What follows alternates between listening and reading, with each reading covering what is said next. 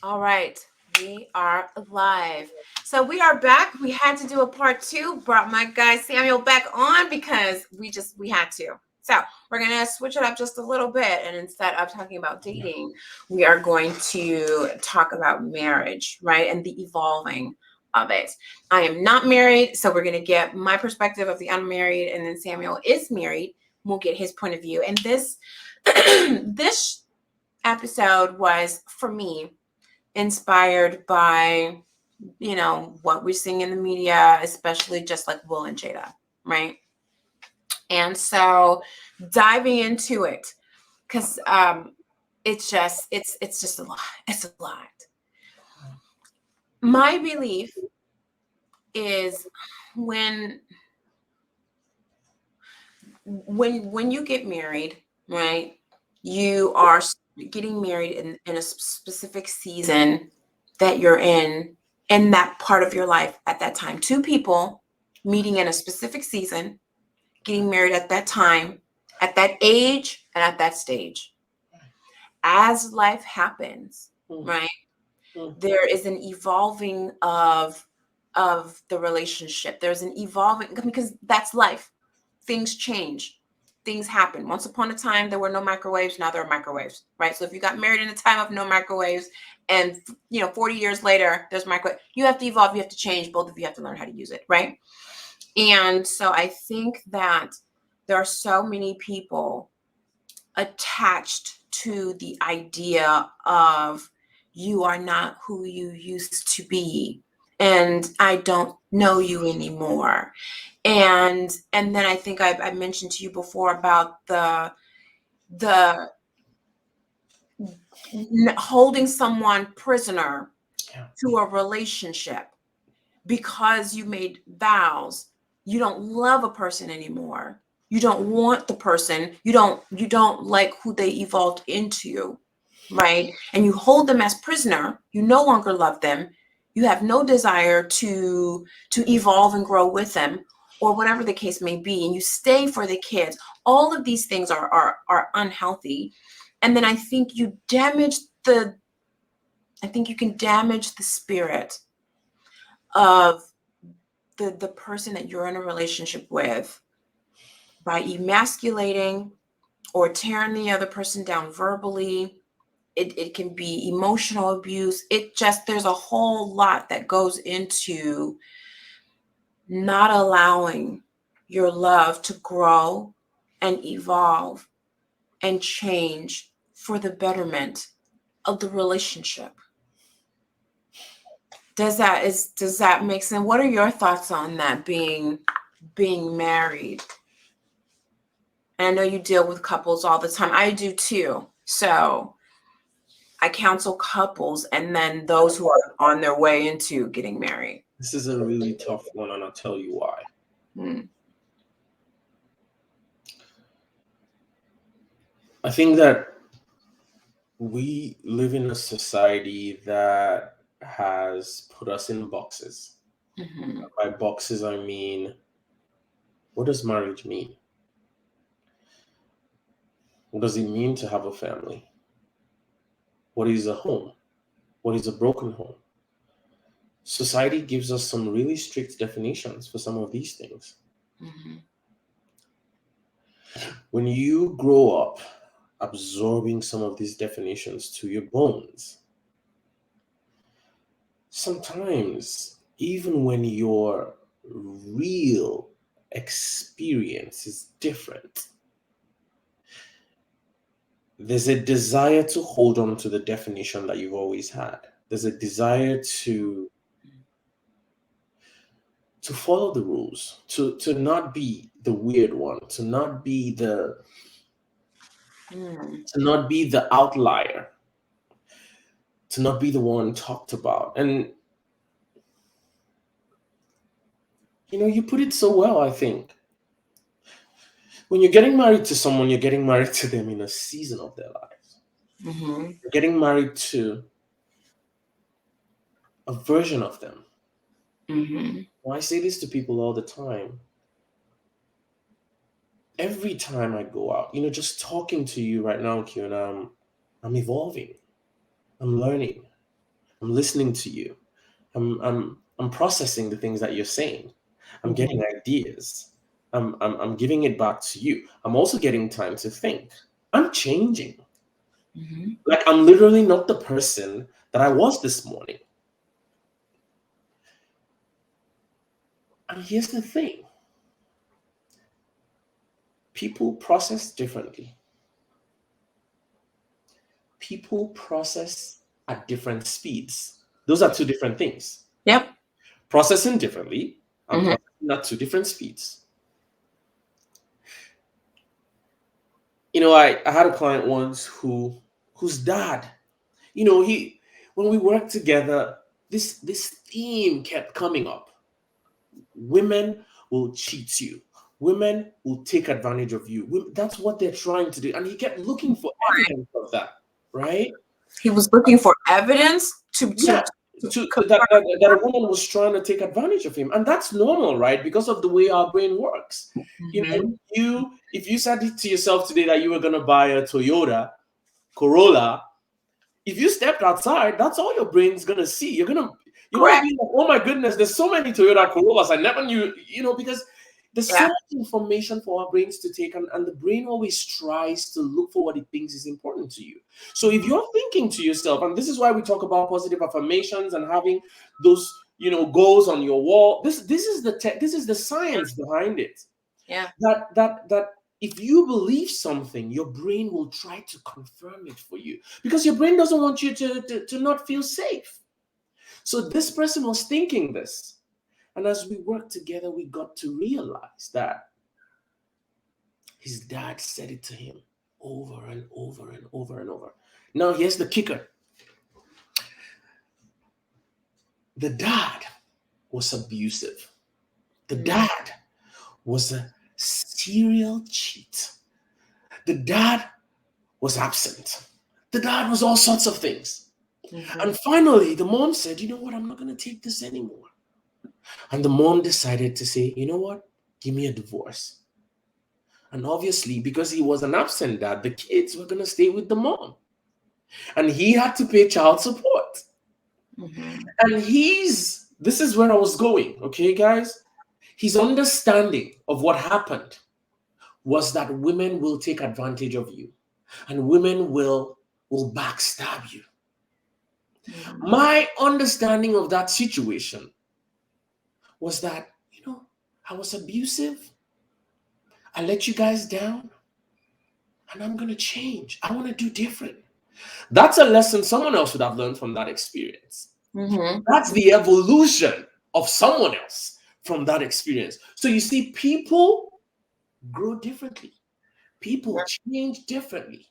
Yeah. And even when we're processing the same thing, so even for example, if I look at that situation and I say, you know what, I let my family down. If that's the lesson I learned, maybe it will take me 5 years and it would take another person 5 days.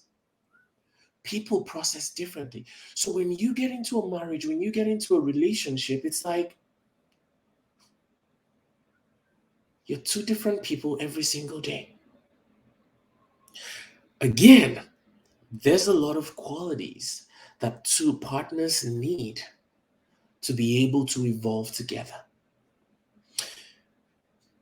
And this is a huge one for me, I think, that I want to mention.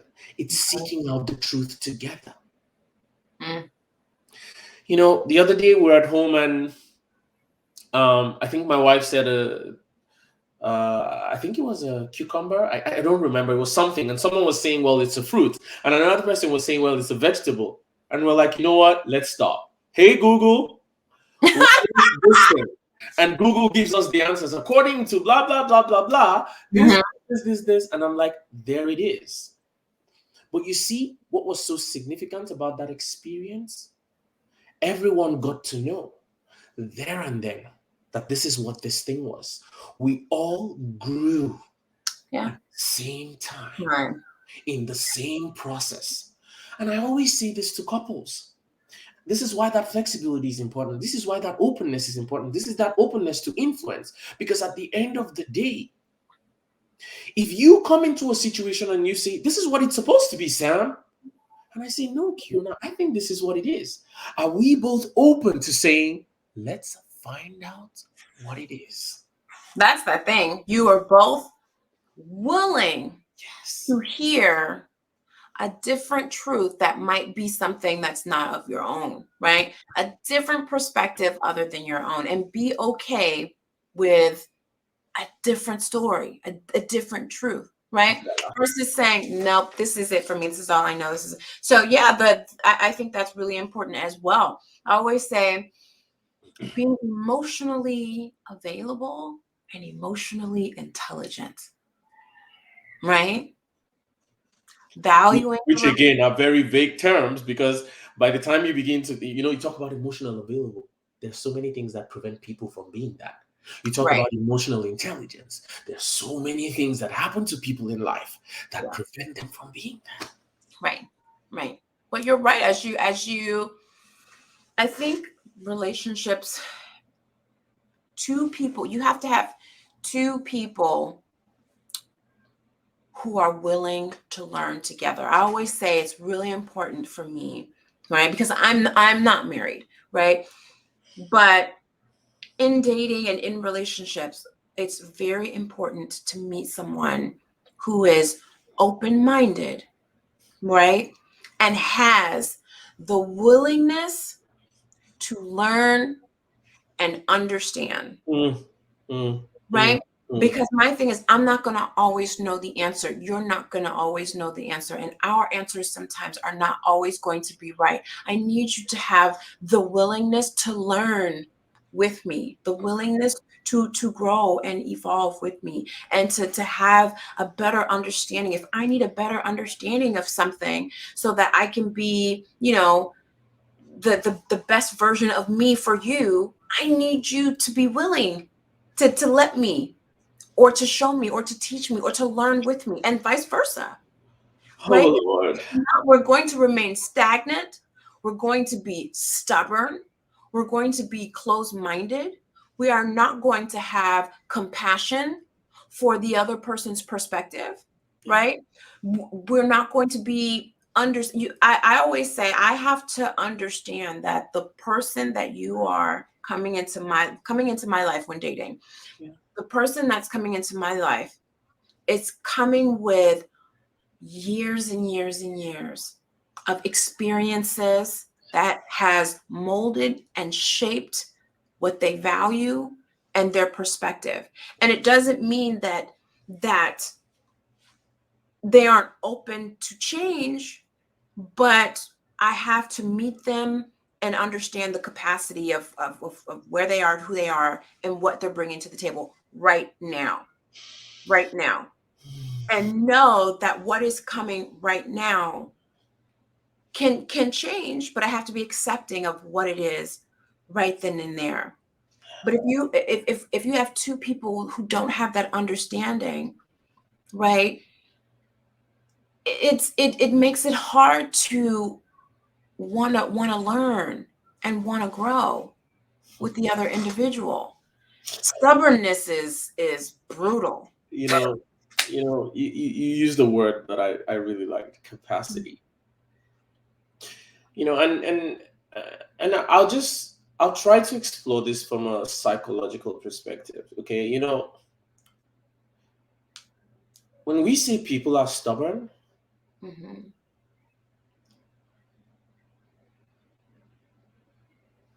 when we say that people are unshakable, when we say that people are not open, it's a safety thing.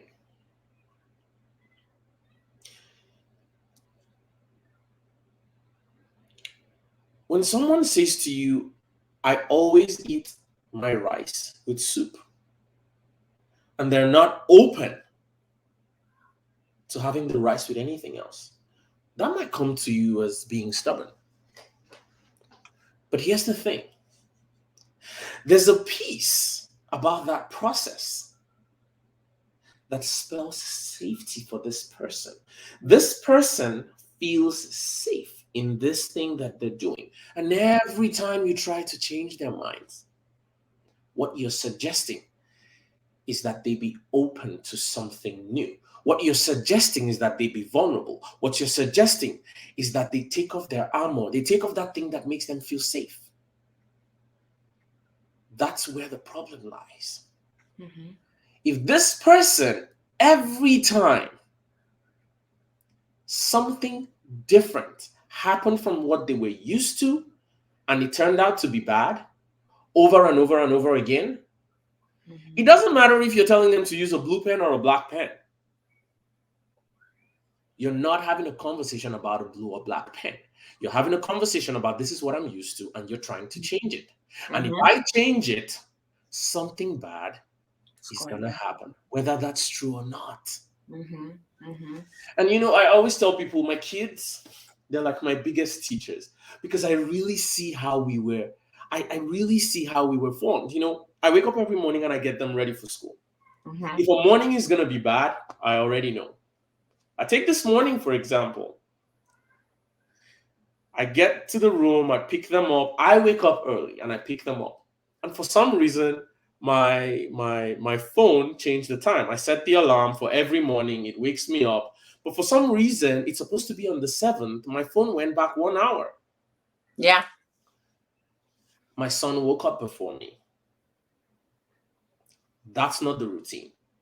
The routine is I go to his room. I pick him up from the bed. I give him those hugs. He wakes up with being carried. And then we kind of talk about it. Okay, now we're going to brush our teeth and then we're going to take a shower, and it goes smoothly. But immediately he came and he woke me up, I knew there was going to be problems. Because that's the thing with the kid. They need that routine. And we talk about it. People who deal with children, they'll tell you they need that routine. And the reason they need that routine is because it tells them that they're safe. But then the other piece is that when things break out of routine, how safe is it when things change? So when we didn't have our routine this morning, how well did the morning go? That's what determines, we call that resiliency.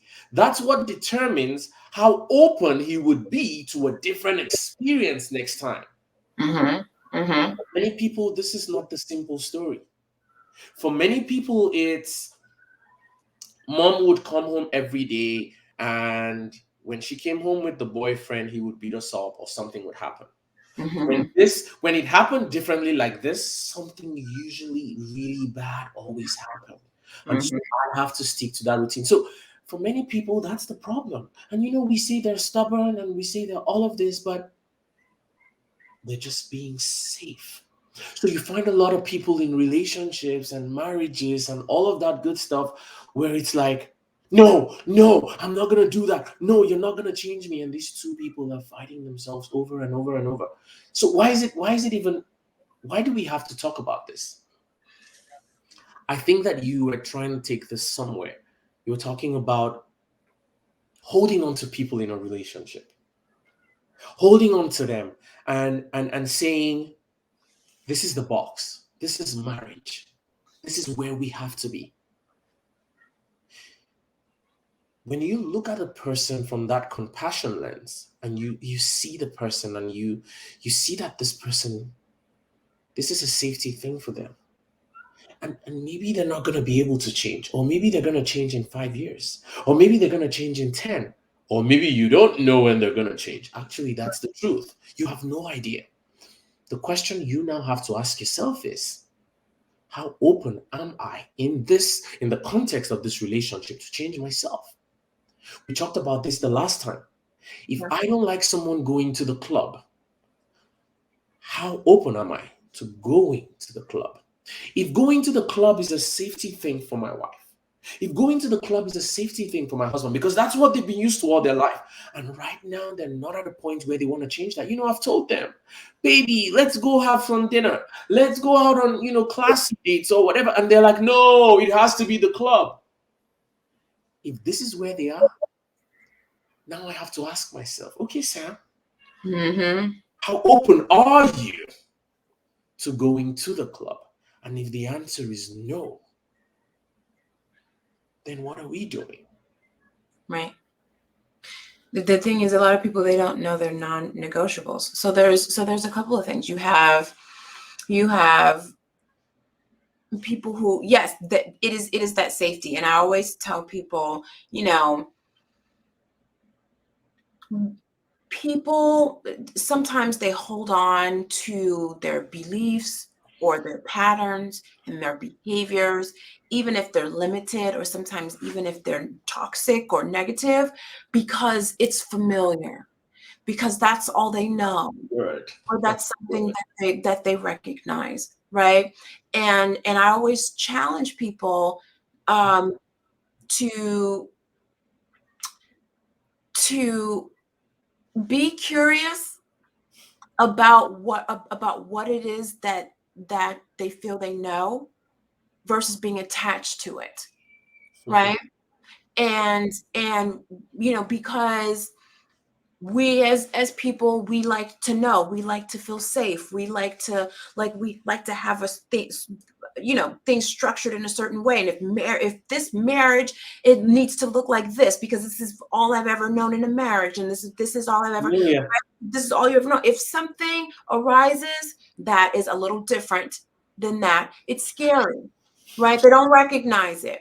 And now you have to be almost vulnerable to do something different, or to discuss something different. And when we're scared, what we like to do is we like to create bridges of knowledge, which is the past experiences, right, to take us from the edge of non-safe back to secure and safety. And usually that means that we have become complacent and stuck in this idea of patterns and familiarity that feels safe and comforting to us. And the person we're in a relationship with, who used to be okay with that safe and stuck and similar, is evolving and is growing. Maybe they're going to therapy, maybe they're learning that certain things are no longer healthy, right? So there are two things. You can introduce those new ways. You can watch the other person that you're with growing, and it seems like they're outgrowing. So that's where the communication and the patience kind of comes in, right? You're aware of your non-negotiables. I don't really want to. I used to go to the club with you. I don't do that anymore. That's actually unhealthy. Though you're attached to that way of being, right? I can either have conversations with you and show you how unhealthy this is, and allow you in your own time Right, to outgrow it, right, right? right. Um, and that's the one thing sometimes people do. They say, well, I've changed, so you better hurry up and change with me, or it's over, right? Or they say, you know what, they're not changing with me, I'm just going to stop changing. Hmm. I don't want to change anymore, I just want to be with them. Now resentment comes into play. Now you're upset because you can't flourish and become all that you want to be, because the person that you're with doesn't want to change at all, right? So there's so many layers that comes with that. It's being able to communicate compassionately, is acknowledge, and those are the type of questions that you want to ask in the beginning. And I think there's so many people holding another person in a relationship as a prisoner of old love. You used to be this, that's all I know you as, and and I can't let you go. I want you to remain the same. You know, I want to say two things. Mm-hmm. If you and I were in the forest today and we saw a lion, Mm-hmm. right? Mm-hmm. What would be the first thought in your mind? Run. Right. run, run, Right? run up, I like that. It's up a, it, on something. it's almost a consistent answer. Run. Now, Mm-hmm. let's break that down a little bit. The reason you've decided to run is what? Lions are dangerous. Lions are going to eat me. Lions are going to do something to me. Mm-hmm. Okay. There is safety in knowing what to do when a lion comes. Safety and knowing. Now, how many of us are going to sit down and be curious? Oh, let's see. Maybe this lion is not going to be the one that bites. Maybe this lion is going to be the one that's going to be friendly and protect me. Because guess what? If you could make a lion your friend, now think about it. Yeah. All the people who we see on videos today who are friends with lions, they were curious. They took a step further than you and me. I'm not going to go meet a lion and be like, hey, are you going to be the type that bites? No, I see a lion, I run. That's me. Mm-hmm. But this is the problem with safety and being curious. Mm-hmm. How do you stay curious in the presence of perceived danger? Because again, remember that this person's psychological and emotional experience is one of danger. So curiosity, it's something people say, like, oh, let's be curious. But hey, it's not easy for everyone. Not everyone can be curious. And yes, this is why we need therapy. And this is, I tell people this. I'm like, if you can afford it, even if you think there's nothing going on with you, just go. Trust me, you'll see something. Because there's a lot of pieces. But anyways, the second thing I wanted to say was, when we talk about someone being a prisoner in marriage, I would put that in a different way. I would say that you can only hold me prisoner if being prisoner serves me in some way. Elaborate on that some. Okay. Okay. You hear the piece about when people talk about big corporations, right? People talk about Walmart and how they pay people minimum wage, or Amazon, and they say, well, all these people go on strike, don't work, ask for better wages. Do you know why those people don't? Because even though they hate the money that they're making and they wish they could make more, they are all in situations where if they left, they would lose their daily bread. Being in that position is doing something for them. It's serving a need. It's paying the bills. It's doing something, even though they're prisoners of the system. There are people who say to themselves, okay, minimum wage is meeting this need right now. I recognize that, but I'm only going to do it for 5 years. I'm only going to do it for 3. And while they're doing that, then they're trying and working their way out of that system. They're taking the time and they're saying, you know what, I'm going to get out of this. Yeah. And there are people who are not privileged to do that. For example, you came from a country, you can't speak English, you don't have the opportunity to get an education. But you see, the point is, there's a role that you are playing in that situation that you are in because it's serving a need. And this is not a judgment. This is not a bad thing. Right. Because it is in recognition of what, because at the end of the day, I mean, unless someone literally ties you down and puts a lock in there and they're like, you're not going anywhere, how else can you truly be a prisoner? How else can a human being truly be a prisoner if you can actually get up and leave? But maybe there's something that's serving. And yes, we use the physical example of someone who's like chained up and all of that, but for people, psychologically, there's a need that's being met. And sometimes that's what we do in therapy. We say, you're meeting a need. What is this person? Yeah. You're a prisoner. I get it. I see that. You don't want to be here. You truly, truly don't want to be here. Okay. So why are you still here? Let's explore that together. Is it hostage? Maybe. You're holding someone, like, what do you like? Well, like, what if we just say you're holding someone prisoner or you're holding someone hostage, right?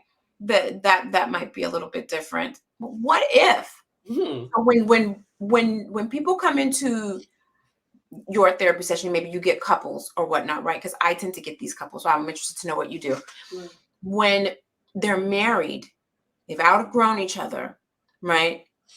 They're kind of holding each other hostage or prisoner, and you're in this situation, and though you have some benefits, and that's the reason why you stay, both of you are abusing one another in some Damaging form or both. fashion by Mm, sitting still. You're either sitting there and you're emasculating that man, right?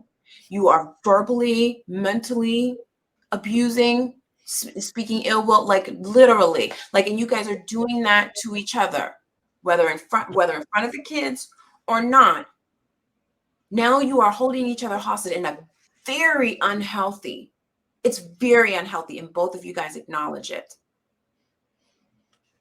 But it's familiar, right, it's safe, right. it's all you know. Many of these people have been married 10, 20, 30 years, right? We're talking familiarity. And that's,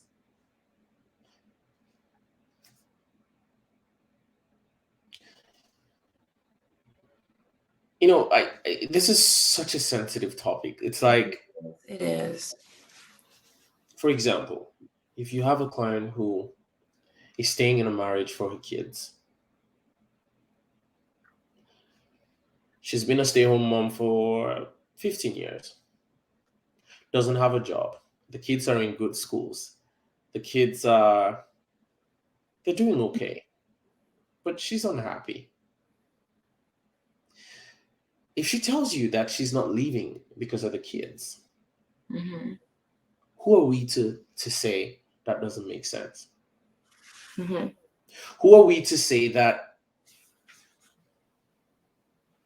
that need that is being met? Because she's probably thinking to herself, if I leave this guy and my kids are not going to the schools that they're going to, or my kids are not provided the way they're being provided for, and my kids are suffering, Mm-hmm. she's still gonna suffer. Right. They're still going to be suffering. They're still gonna be suffering. And I mean, Kiona, let's look at life. You're here doing the podcast with me. You could be somewhere else, Mm-hmm. doing something else.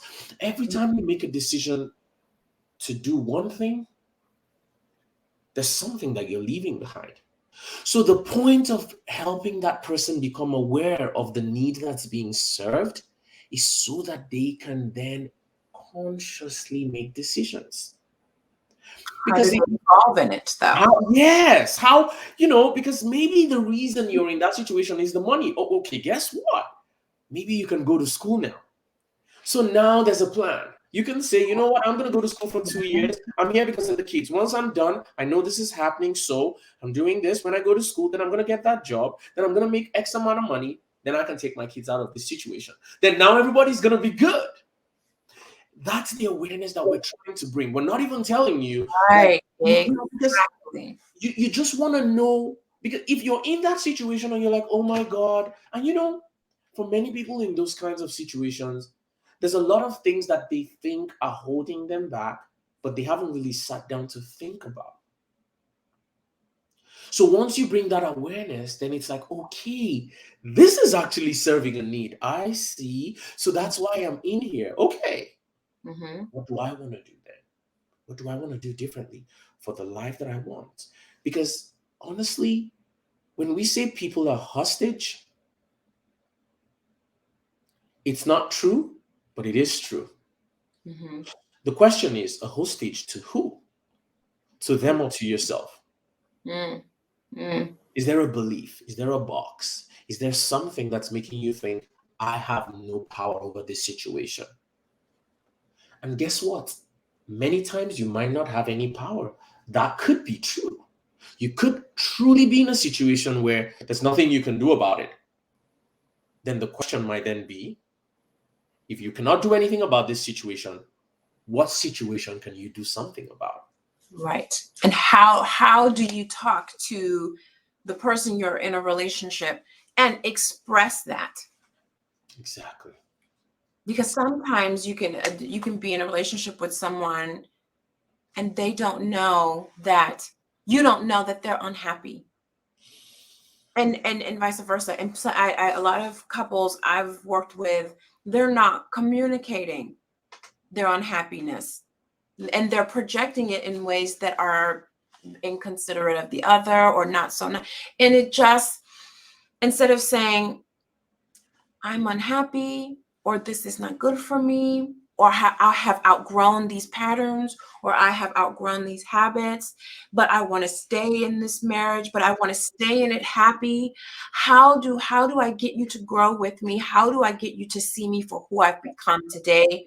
How can I get you up to speed? Or how can we get each other, you know, in an area in our relationship, right, where we have fallen in love with the new people that we have become over time. And let me tell you, the reason we have so many unhappy, I think that that's a perfect capture of why we have a lot of difficulty in our relationships. Mhm. People don't grow together. People don't grow together. People they grow separately. And again, right? Some people are not capable of growing. It is what it is. That's true. Some people are not capable of changing. And when I say that, I really say that from a compassionate perspective, in the sense that some people have just been through too much.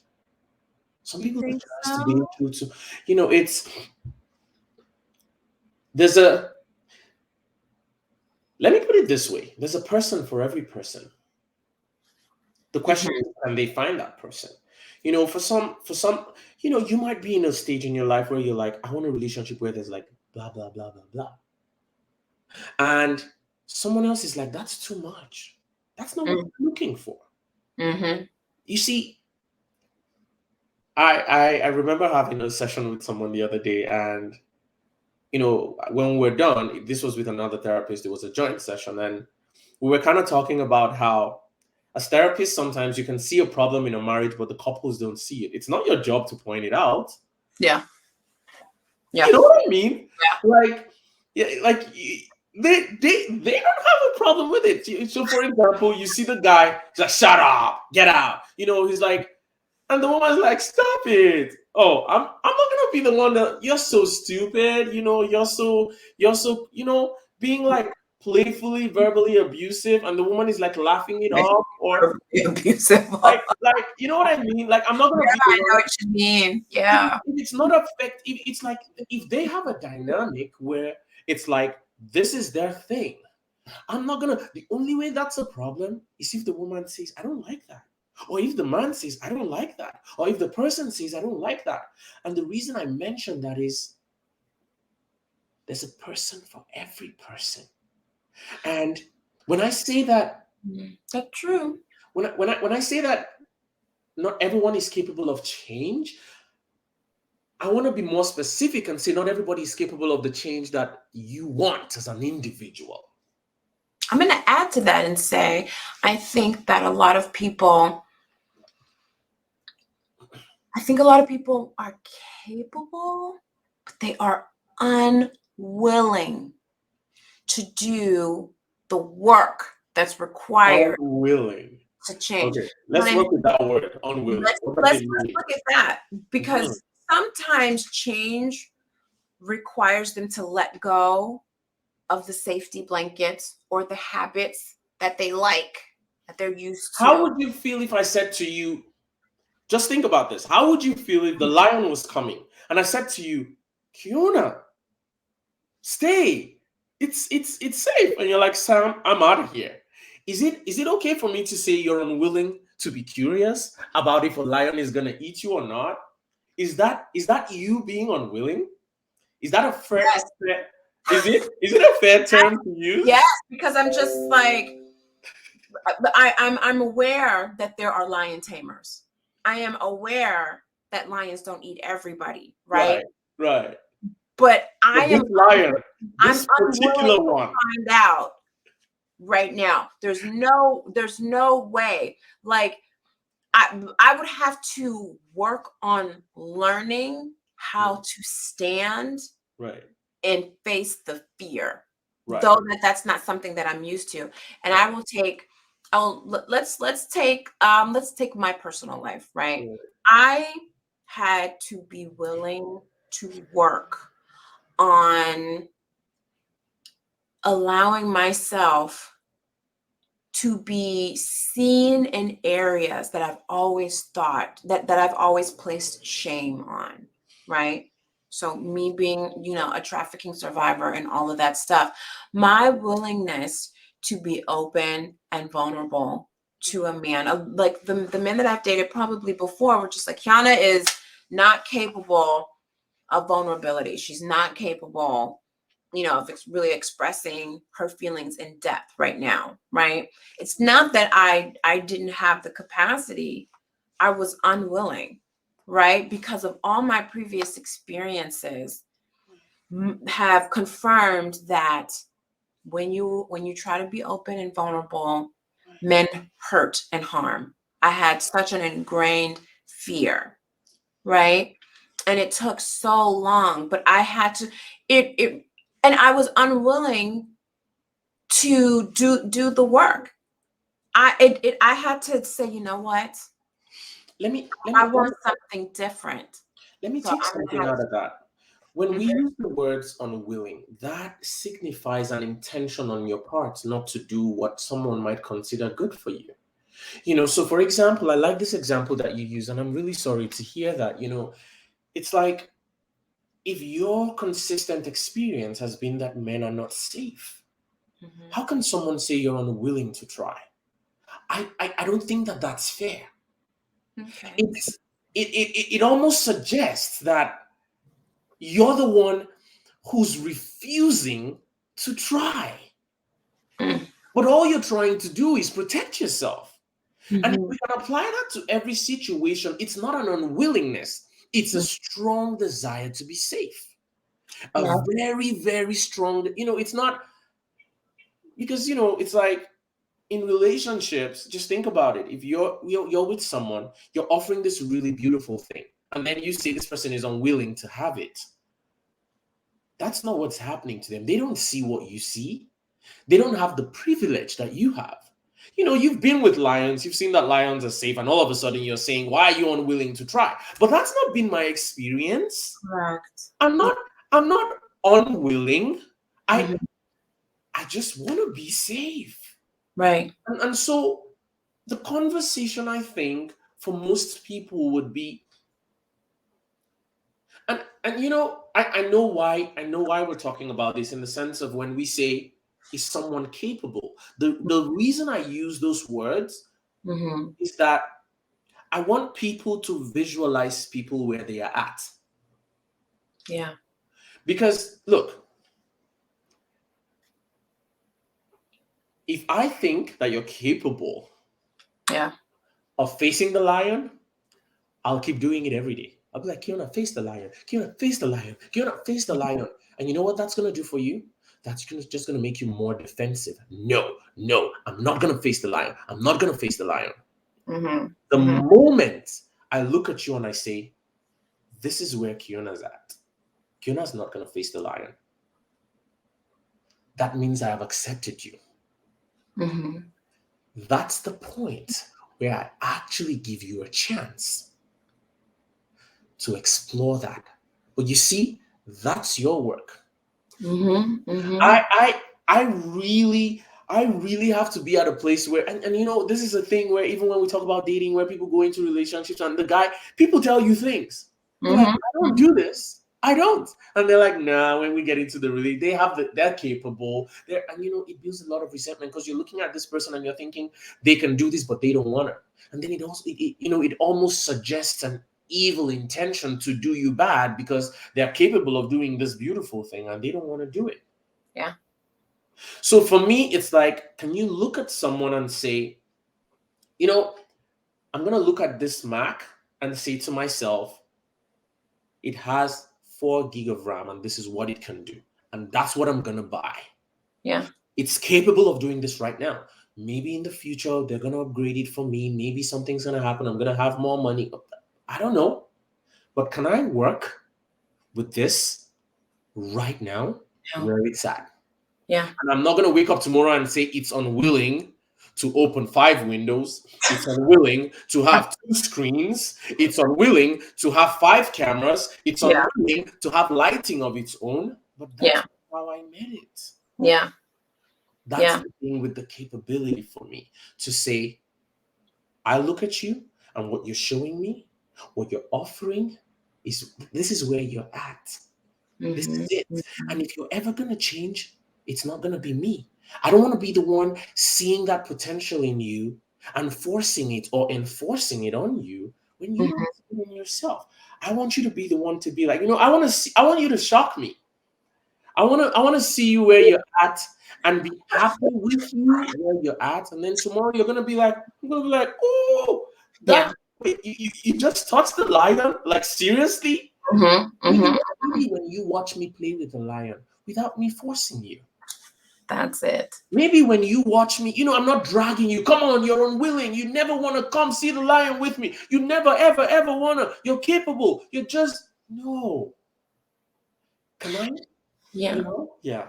That Anyways. requires me to be curious though. So for example, okay, you accepting, me for where I am and who I am, you know, but I still have to eventually be curious enough to have a desire to know what life is like without living in fear of men, even though I always want to live in safety, right?